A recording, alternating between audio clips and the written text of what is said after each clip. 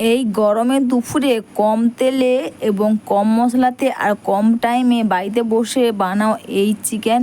তো এই চিকেনটা বানানোর জন্য আমি এখানে চিকেনটা ধুয়ে নিয়েছি, ধুয়ে নিয়ে এখানে ভিনিগার মাখিয়ে রেখেছি। এরপর কড়াইতে তেল দিয়েছি, আর তেল দিয়ে অল্প অল্প করে এই চিকেনগুলোকে ভেজে নেব। এখানে কিন্তু বেশি তেল দিতে লাগবে না, তো অল্প তেল দিয়ে আমি চিকেনগুলোকে এক এক করে ভেজে নেব। আর এটা কিন্তু ভাজতে বেশি টাইমও লাগবে না তোমাদের। তো এইভাবে দেখো আমি চিকেনগুলোকে ভেজে নিয়েছি।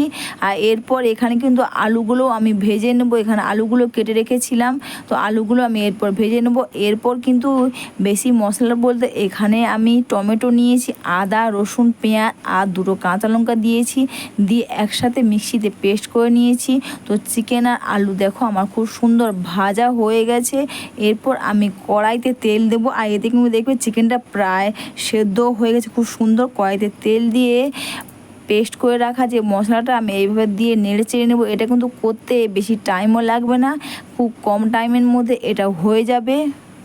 তো মশলাটা আমার প্রায় কষানো হয়ে গেছে, দেখো খুব সুন্দরভাবে কষানো হয়ে গেছে। এরপর ভেজে রাখা মাংস আর আলুগুলো আমি দিয়ে দেব। আর এটা কিন্তু বেশিক্ষণ লাগবে না, একটু ঢাকনা দিয়ে করলে তাড়াতাড়ি করে হয়ে যাবে। যেহেতু এখানে চিকেন আলুগুলো ভেজে নিয়েছি, তো মাংসর আলু আর চিকেন কিন্তু হয়েই গেছে। এরপর দেখো বাটির মধ্যে আমি জল নিয়েছি, তো একটা লেবুকে আমি 3 ভাগ করে 2 ভাগ দিয়েছি। আর এখানে পরিমাণ মতো লবণ দিয়েছি, হলুদ দিয়েছি, লঙ্কা গুঁড়ো দিয়েছি, ধনে গুঁড়ো দিয়েছি, জিরে গুঁড়ো দিয়েছি, দিয়ে একসাথে মিশিয়ে নিয়েছি। এরপর দেখো চিকেনটা আমার খুব সুন্দর কষানো হয়ে গেছে। এরপর এতে দিচ্ছি আমি গরম জল, দিয়ে এটাকে এভাবে করে নেড়ে চেড়ে নেব। এরপর বাটির মধ্যে যে বানিয়ে রেখেছিলাম ওটাও দিয়ে দেবো। আর এটা কিন্তু খেতে কিন্তু খুব সুস্বাদু টেস্টি হয়, খুব কম টাইমের মধ্যে হয়। আর এটা কিন্তু খেতে সত্যি দুর্দান্ত হয়। তোমরা এই গরমে এটা বানিয়ে খাও, আর খুব কম টাইমে এটা হয়ে যাবে।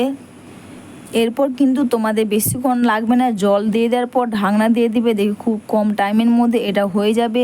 আর সবার লাস্টে আমি এখানে দিচ্ছি গরম মশলা, দিয়ে আর একটু ঢাকনা দিয়ে নেব, আর এভাবে নেড়ে চেড়ে নেব। তো চিকেনটা দেখো আমার প্রায় রেডি হয়ে গেছে। অবশ্যই বন্ধুরা ভিডিওটা তোমাদের ভালো লেগে থাকলে তোমরা কিন্তু কমেন্টস করে অবশ্যই জানিও। তোমরাও বাড়িতে বসে এই গরমে দুপুরে তোমরা এটা বানা, আর খুব কম টাইমে খুব কম মশলাতে এটা হয়ে যাবে।